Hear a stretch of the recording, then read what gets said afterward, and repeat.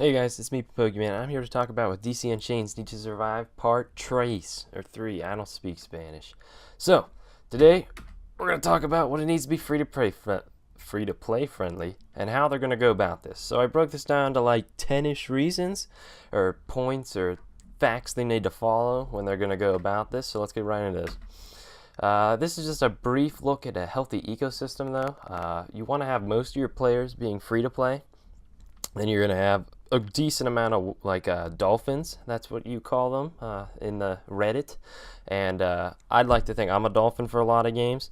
And then you got the big whales. And you don't want to target the whales with your game. There are a lot of games like Contest of Champions or Avengers Academy where they go whale hunting a lot of the time, and that's when they have a lot of big deals, and you can obviously tell that they're not exactly looking to make the free-to-play experience the best, but they're more looking to have a lot of ways that you can spend money, and that's not necessarily something you're going to want DC Unchained to do, and it's going to be crucial to the game's life that you have a lot of free-to-play players, because there's way less whales than there are free-to-play, and you can't have a good community with only whales.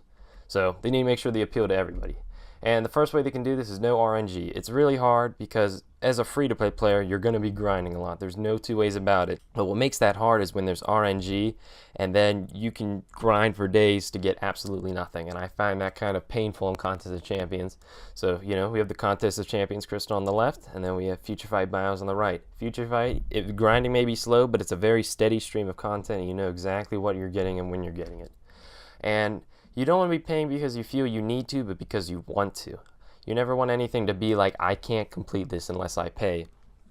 You want to be more like, I'm really enjoying the game, and this is pretty well priced, and I think it will increase my enjoyment of the game. The Stark Stash from Future Fight, I think, is an excellent thing to show. $3.49, you get a ton of in-game currency over the next couple of days. Helps you buy uniforms when they go on sale. It's like just the perfect amount of money. It's super fun, and it helps boost your enjoyment of the game, and it's perfect. You don't need it, but you really enjoy having it. And you want a steady and varied progression. I've showed off how Future Fight has all the different modes that allows you to keep it interesting, because one thing I think Contest fails at, and this might just be the design of the game, is no matter what, you're doing the same exact thing. It's always swipe, swipe, swipe, swipe, swipe, no matter what. Arena, story, alliance wars, everything. It's all swiping. Future Fight, you're always fighting in the same general way, but there's a lot of different kind of missions. You have World Boss, which is where you fight someone who's immune to CC. So it makes different characters become good, and it's a lot about DPS. Villain Siege is actually kind of pointless because due to power creep, it's really easy to clear. But you have story missions, which is more about like clearing waves, and then you have things like Shadowlands, which is a lot more about abusing CC to take down people who are much stronger than you, and it just keeps it interesting because you're playing the same game yet differently as you keep going through it, and you don't want to make the grind intentionally painful. I poke on Contest of Champions a lot because I think they do a lot of things wrong, and I think Arena is one of those things, and to get these champions from these arenas, you need to get in like the top, I wouldn't know, but like 10%, and you have to grind like millions of these points, and you get like thousands per match, and it's not fun. You play the same exact thing again and again and again, and the problem is it's swiping still, so it's just non-stop grinding. It just hurts to do. Future Fight has the clear tickets, which make it super easy to do everything super quickly, and it's very painless, and it just makes the grind so much better in Future Fight. It's just about logging in, really, in Future Fight. But you don't want the things to be too expensive you spend money on. Future Fight, I think they have two very well-priced items, the 20 biometrics daily. Now, I had to improvise the price. I don't know the price for sure, and I couldn't find an image with the price on it, but it's usually around like $8.99, $9.99, which is a pretty good deal to get a champion of your choice up to 6-star or beyond, and I think it's a good deal along with the Stark Stash, which I mentioned before, and opposed to Contest of Champions, where it's like $5 for a crystal to get a 2-star duplicate. It's much better in Future Fight, and it allows you to spend money, as they say, because a big thing you want to do is you do want to change your free-to-play players into dolphins.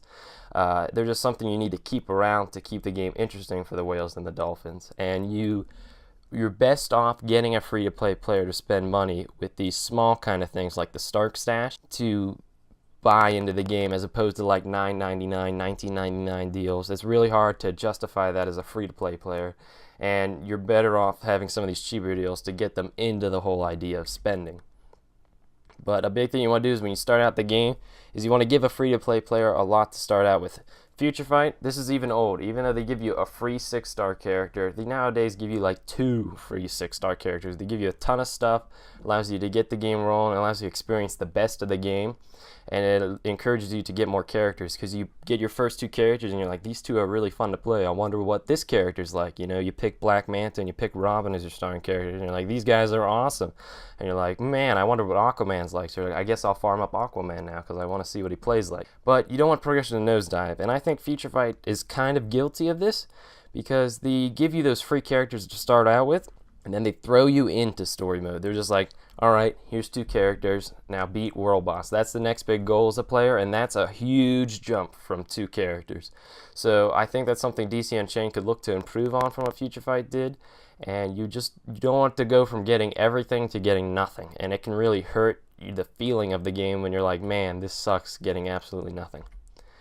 And you want nothing that's completely unobtainable. I think Future Fight does a pretty good job of this. They had paywall characters for a while that you couldn't get unless you spent on those bio selectors back a few slides, but they recently added the ability to get them through premium chests randomly, which is, again, is like, it's like less than 1% chance to get them, but it's still possible as a free-to-play player. And they have the Magneto pack right here. It's 6,600 crystals.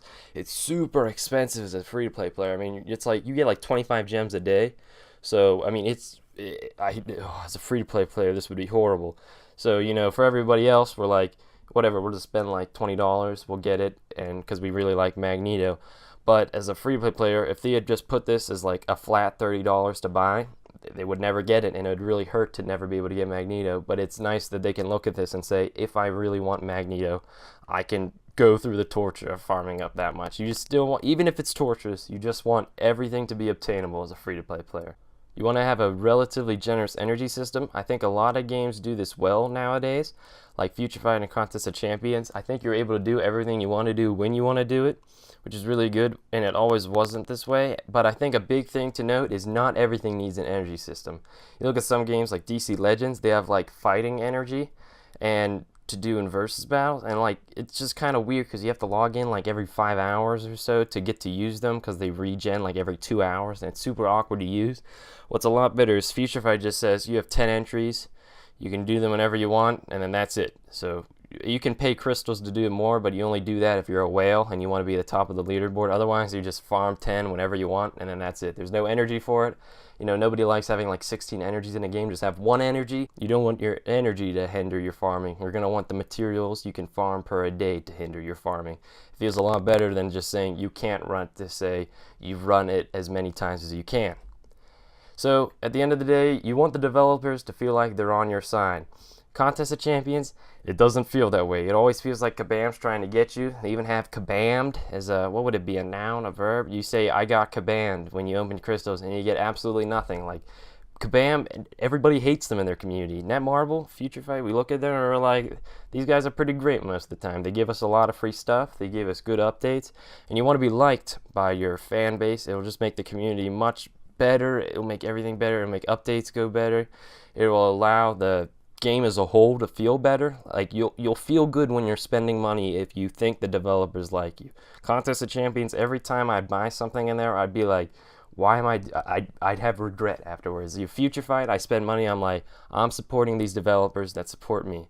So that's the big thing you want at the end of the day. You know, look at Black Manta. He's busy programming this game. He's trying to get it out to us. So assuming we follow all these rules, we should try to support DC Unchained too, because in a video I'm going to post later, these developers are actually under a bit of trouble, and that's why there's been a bit of a delay when the games are coming out. So look forward to that video, guys, and I'll talk to you later. Goodbye, everybody.